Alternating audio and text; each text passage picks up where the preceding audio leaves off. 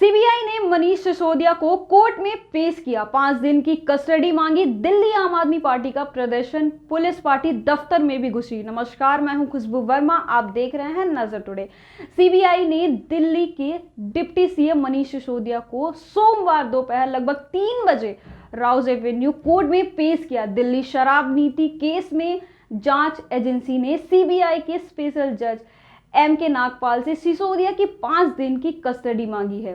CBI ने रविवार को 8 घंटे की पूछताछ के बाद सिसोदिया को गिरफ्तार कर लिया था। जांच एजेंसी ने कहा था कि सिसोदिया सवालों के सही जवाब नहीं दे रहे थे। हालांकि सिसोदिया की गिरफ्तारी के बाद आम आदमी पार्टी दिल्ली समेत देश के कई शहरों में प्रदर्शन कर रही है। नेताओं कार्यकर्ताओं को हिरासत में लिया गया है। जुलाई 2022 में दिल्ली के उपराज्यपाल वीके सक्सेना ने मनीष सिसोदिया के खिलाफ सीबीआई जांच की सिफारिश की थी। सक्सेना ने सिसोदिया पर नियमों को नजरअंदाज कर भ्रष्टाचार करने के आरोप लगाए थे। इसके बाद ईडी और सीबीआई ने सिसोदिया के खिलाफ जांच शुरू की।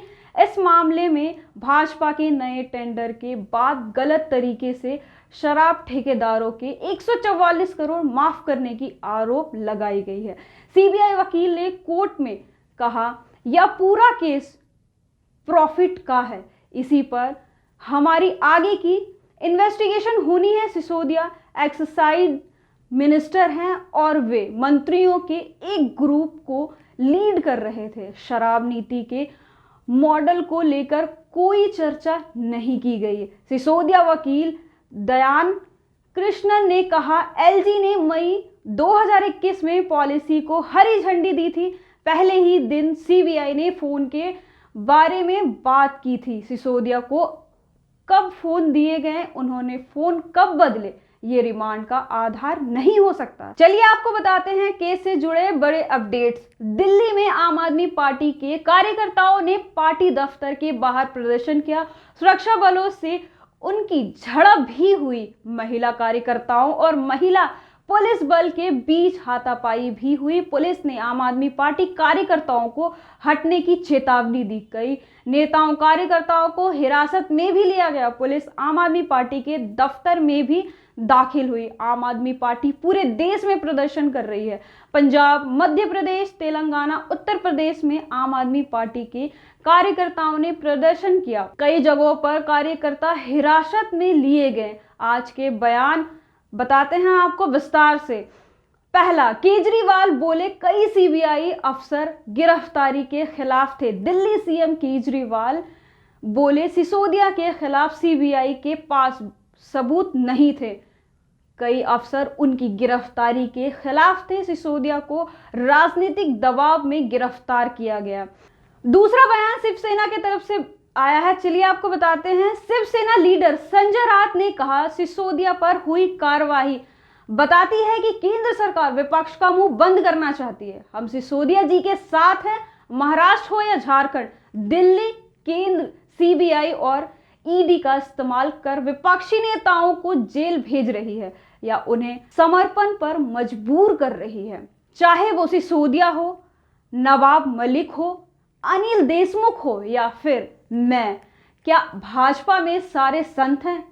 तीसरा बताते हैं आपको। केंद्रीय मंत्री बोली, अपने पाप छिपाने के लिए भगत सिंह का नाम इस्तेमाल ना करो। केंद्रीय मंत्री मीनाक्षी लेखी ने कहा, अपने पाप छिपाने के लिए भगत सिंह का नाम इस्तेमाल ना करें।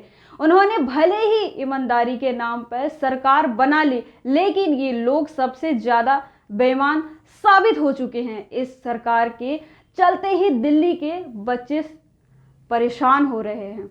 फोरेंसिक जांच में पता चला कि दस्तावेज बाहर से बना और व्हाट्सएप पे रिसीव किया गया। ये जानकारियां हाथ लगने के बाद सीबीआई ने 1996 बैच के ब्यूरोक्रेट को जांच के लिए बुलाया। ये ब्यूरोक्रेट सिसोदिया के सेक्रेटरी के तौर पे काम कर चुके थे। सूत्रों के मुताबिक अफसर ने सीबीआई को बताया कि मार्च 2021 में सिसोदिया ने उन्हें केजरीवाल के दफ्तर में बुलाया था। वहां पे अफसर को शराब नीति ड्राफ्ट पर मंत्रियों की रिपोर्ट्स दी गई। इस दौरान सत्येंद्र जैन भी मौजूद थे। अफसर ने बताया इस नियम के लिए कोई चर्चा हुई हो या इससे जुड़ी कोई फाइल हो, उसका कोई रिकॉर्ड नहीं मिला। रविवार को सीबीआई इस ड्राफ्ट रिपोर्ट के बारे में सिसोदिया ने सवाल किए, पर सिसोदिया ने जानकारी साझा करने से इनकार कर दिया। अफसर का ये बयान फरवरी की शुरुआत में मजिस्ट्रेट के सामने रिकॉर्ड किया गया था। सिसोदिया से 8 घंटे की पूछताछ, करीबी दिनेश अरोड़ा का बड़ा रोल। आइए आपको 4 अहम पॉइंट से समझाते हैं। पहला, मीडिया रिपोर्ट्स में सीबीआई सूत्रों के हवाले से बताया गया कि जब लीकर पॉलिसी के जरिए कारोबारियों को फायदा पहुंचाया जा रहा था, उस दौरान सिसोदिया ने एक दिन में 3 फोन बदले थे। सीबीआई ने गिरफ्तारी के बाद कहा कि सिसोदिया से जो सवाल किए गए उनका जवाब संतोषजनक नहीं था। गिरफ्तारी शराब नीति में गड़बड़ियों और इसके जरिए निजी लाभ पहुंचने के मामले में हुई थी। दूसरा, सीबीआई ने कहा कि सिसोदिया ने कई अहम सवालों के जवाब टाल दिए। हमने उनके सामने सबूत भी पेश किए, लेकिन उन्होंने जांच में सहयोग नहीं किया। एजेंसी ने कहा कि उनसे गहराई से पूछताछ के लिए उन्हें कस्टडी में रखना जरूरी है। तीसरा, सीबीआई ने बताया कि सिसोदिया ने 8 घंटे तक पूछताछ की गई। सिसोदिया से शराब नीति, दिनेश अरोड़ा से सिसोदिया के कनेक्शन के बारे में सवाल किए गए। सिसोदिया ने कई फोन सेट भी नष्ट कर दिए। उनकी डिटेल्स के आधार पर सिसोदिया से सवाल पूछे गए। चौथा और आखिरी, दिनेश अरोड़ा दिल्ली के कारोबारी हैं, उनका रेस्टोरेंट है। इसी मामले में ईडी ने भी जांच की है। इसमें दिनेश अरोड़ा को सिसोदिया का करीबी बताया गया। एजेंसी ने कहा कि अरोड़ा से आम आदमी पार्टी ने नेता संजय सिंह ने चुनावी फंडिंग के संबंध में बात की थी। इसके बाद अरोड़ा ने कई कारोबारियों से फंडिंग में सहयोग मांगा और विधानसभा चुनावों के लिए सिसोदिया को 82 लाख रुपए दिए। शराब नीति केस की जांच शुरू होने के बाद अरोड़ा सरकारी गवाह बन गए। उन्होंने ही सिसोदिया और कई बड़े आम आदमी पार्टी नेताओं का नाम लिया था। केजरीवाल सरकार के लिए शराब ठेकेदारों के 144 करोड़ माफ करने के आरोप। नई शराब नीति को लेकर 22 जुलाई 2022 को दिल्ली के उपराज्यपाल वीके सक्सेना ने मनीष सिसोदिया के खिलाफ सीबीआई जांच की मांग की। सक्सेना ने केजरीवाल सरकार के मंत्री सिसोदिया पर नियमों को नजरअंदाज कर भ्रष्टाचार करने की आरोप लगाए हैं। वहीं बीजेपी ने केजरीवाल सरकार पे नए टेंडर के बाद गलत तरीके से शराब ठेकेदारों के 144 करोड़ माफ करने के आरोप लगाए हैं। अब देखना ये होगा कि क्या मनीष सिसोदिया को सीबीआई क्लीन चिट देगी या उन पर गिरफ्तारी का खतरा मंडराते रहेगा। तो ऐसे ही खबरों को देखने के लिए देखते रहे नजर टुडे। वीडियो अगर आपको अच्छा लगता है तो लाइक करें, शेयर करें, सब्सक्राइब करें। बहुत बहुत धन्यवाद।